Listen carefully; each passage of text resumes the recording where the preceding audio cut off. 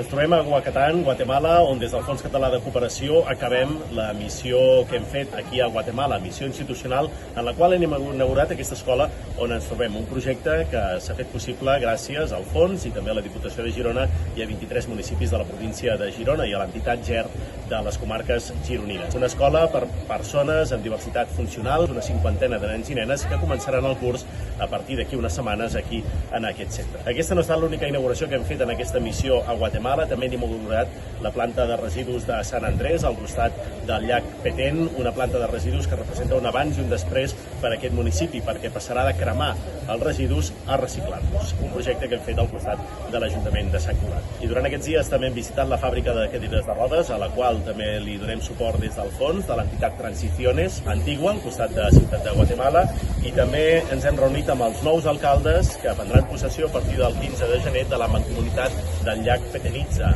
Hem volgut coordinar-los, hem volgut explicar-los tots els projectes de cooperació que fem des del fons i esperem que segueixin confiant en la nostra institució per fer projectes de cooperació al desenvolupament en aquesta mancomunitat de municipis al costat del llac Petén. Des del Fons Català seguim cooperant amb Guatemala en tots aquests projectes i tots els altres que tenim en marxa en aquest país per fer un món més just i per posar-nos al servei de les persones que més ho necessiten.